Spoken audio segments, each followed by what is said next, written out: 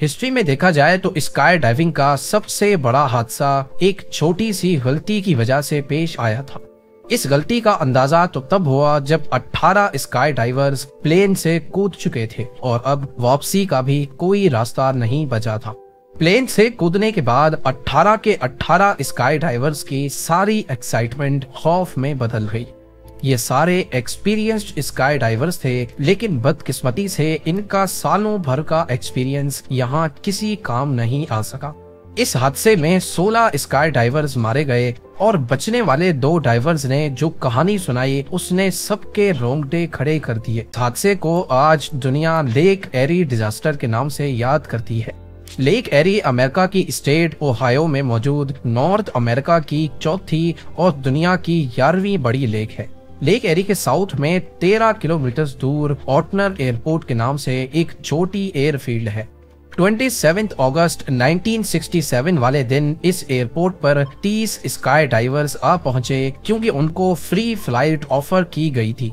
World war 2 में इस्तेमाल होने वाला B-25 बॉम्बर प्लेन, जिसको एक प्राइवेट कंपनी ने मॉडिफाई किया था, उन्होंने ही इन स्काई डाइवर्स को फ्री फ्लाइट की ऑफर की थी। जब स्काई डाइवर्स एक एक करके प्लेन में बैठना शुरू हुए तो B-25 बॉम्बर में जगह कम पड़ने लगी और पायलट ने ओवरवेट के खदशे की वजह से लास्ट मोमेंट पे सिर्फ 20 डाइवर्स को ही सेलेक्ट किया। ये सिलेक्शन डाइवर्स के एक्सपीरियंस और स्किल लेवल पे की गई थी। बचने वाले 10 डाइवर्स को अपनी सिलेक्शन ना होने की वजह से अफसोस तो हुआ, लेकिन उनको क्या मालूम था कि पायलट का ये फैसला उनकी जान बचाने वाला है।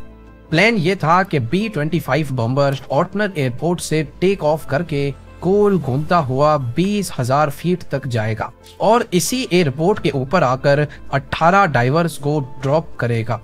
इसके बाद वो मजीद ऊपर जाएगा और 30,000 फीट की ऊंचाई से आखिरी 2 डाइवर्स जंप करेंगे। इन तमाम डाइवर्स को पैराशूट्स की मदद से वापस लैंड भी ऑटनर एयरपोर्ट पर ही करना था। मौसम की खराबी की वजह से फ्लाइट सुबह को तो टेक ऑफ ना कर सकी, लेकिन दोपहर के 3 बजे B-25 बॉम्बर ने टेक ऑफ कर लिया।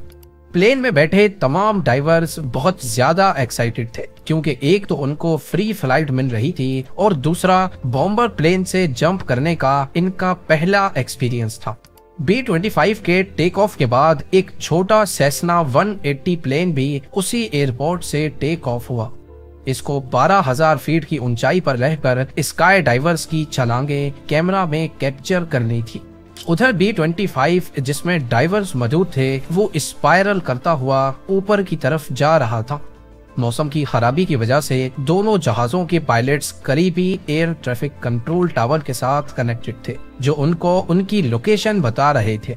फाइनली 1 घंटे के बाद B-25 बॉम्बर 20,000 फीट के एल्टीट्यूड पे पहुंच चुका था। पायलट ने कंट्रोल टावर को रेडियो किया और अपनी लोकेशन पता की। उस दौर में GPS टेक्नोलॉजी नहीं होती थी, लिहाजा अगर मौसम खराब हो तो पायलट्स को कंट्रोल टावर से मदद लेना पड़ती थी। कंट्रोल टावर ने B-25 के पायलट को बताया कि वो ऑटनर एयरपोर्ट से 9 किलोमीटर दूर है और इस इंफॉर्मेशन के हिसाब से B-25 की लोकेशन मैप पर कुछ यूं थी, यानी अब वो ड्रॉप जोन के करीब पहुंच चुके थे। इसके ठीक 1 मिनट के बाद सेस्ना 180 के पायलट ने भी एयर ट्रैफिक कंट्रोलर से कांटेक्ट किया और B-25 के हिसाब से अपनी लोकेशन पता की। क्योंकि मौसम की खराबी की वजह से सेस्ना के पायलट को B-25 दिख नहीं रहा था। एयर ट्रैफिक कंट्रोलर ने सेस्ना के पायलट को बताया कि वो B-25 से 9 किलोमीटर पीछे है।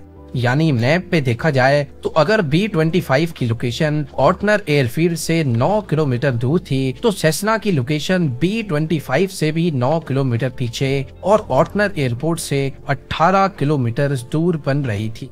चंद मिनटों के बाद 20,000 फीट की ऊंचाई पर B-25 के पायलट ने दोबारा से अपनी लोकेशन मालूम की और इस बार कंट्रोलर ने उनको बताया कि अब वो ऑटनर एयरपोर्ट के ऊपर पहुंच चुके हैं। इसी पर पायलट ने 18 स्काई डाइवर्स को जंप करने का इशारा दिया। वो छोटी सी गलती जो स्काई डाइवर्स की जान लेने वाली थी वो असल में हो चुकी है, पर फिलहाल मालूम किसी को भी नहीं। इस ऊंचाई पर टेम्परेचर -30 डिग्री सेल्सियस था।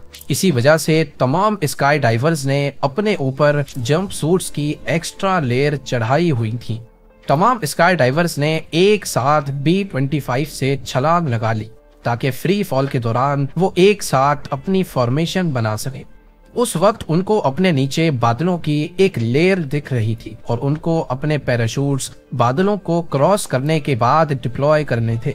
वो सारे अपने फ्री फॉल को एंजॉय करने लगे, लेकिन जब उन्होंने बादलों की मोटी लेयर को क्रॉस किया तो उन सब की एक्साइटमेंट अचानक से खौफ में बदल गई।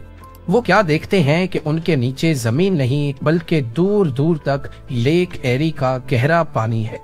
इस वक्त इनकी ऊंचाई करीब 3000 फीट ही थी और सबने फौरन अपने अपने पैराशूट्स डिप्लॉय कर दिए, इस उम्मीद में कि शायद वो किसी तरह लेक के बॉर्डर पे जमीन के करीब ही पानी में लैंड कर पाए।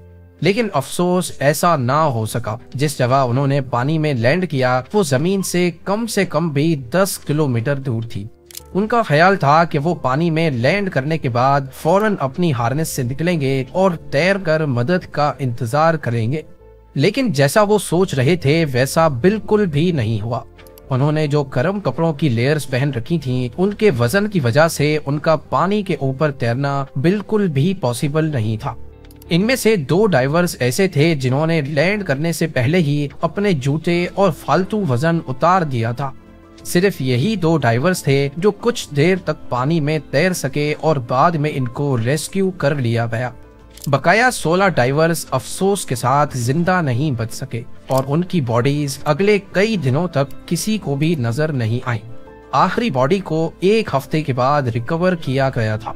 इस हादसे ने दुनिया भर में हेडलाइंस बना दी और इसी हादसे की असल वजह जानने के लिए एक इन्वेस्टिगेशन टीम भी बिठाई गई। ये मालूम करना था कि B-25 ने इनको कहां ड्रॉप किया था और इसमें गलती किसकी थी। एयर ट्रैफिक कंट्रोलर का कहना था कि जिस वक्त B-25 ने स्काई डाइवर्स को ड्रॉप किया था उस वक्त वो जमीन के ऊपर लेक एरी से 10 किलोमीटर अंदर ऑटनर एयरपोर्ट के ऊपर थे। उनका मानना था कि तेज हवाओं की वजह से स्काई डाइवर्स ड्रिफ्ट होकर लेक एरी तक जा पहुंचे। असल में हो ये भी सकता था कि वाकई स्काई डाइवर्स ड्रिफ्ट होकर लेक एरी के ऊपर गए हों, लेकिन अगर 1 सेकंड के लिए ATC की बात मान भी लें तो इसका मतलब ये हुआ कि हवाओं ने स्काई डाइवर्स को टोटल 20 किलोमीटर तक ड्रिफ्ट किया था। 10 किलोमीटर ऑटनर एयरपोर्ट से लेक एरी तक और फिर 10 किलोमीटर मजीद लेक एरी के अंदर। एक्सपर्ट्स ने उस दिन की हवा की स्पीड और डाइविंग की ऊंचाई से जब रफ कैलकुलेशंस की तो मालूम पड़ा कि डाइवर्स ज्यादा से ज्यादा 5 किलोमीटर तक ही ड्रिफ्ट कर सकते थे। यानी ATC के बयान में कुछ ना कुछ गड़बड़ जरूर थी। ये तो था ATC का क्लेम, पर B-25 और सेस्ना प्लेन के पायलट्स का कहना था कि हमें हमारी लोकेशन ही गलत बताई गई थी। आखिरकार इन्वेस्टिगेशन में ये बात निकल कर आई कि जिस वक्त दोनों पायलट्स ने ATC से अपनी लोकेशन पूछी थी उस वक्त कंट्रोलर्स की शिफ्ट चेंज हुई थी और दूसरे कंट्रोलर ने B-25 को जो लोकेशन बताई वो असल में सेस्ना की लोकेशन थी।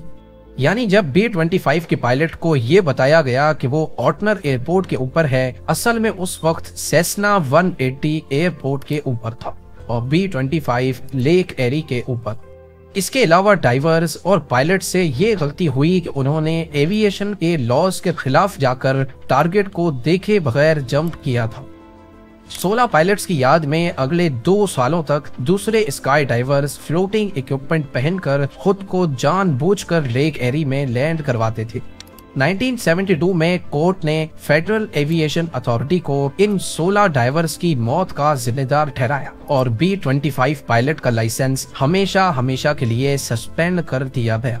इसके अलावा स्काई डाइवर्स के लिए ये रूल बना दिया गया कि वो किसी भी पानी से 50 किलोमीटर दूर ही जंप करेंगे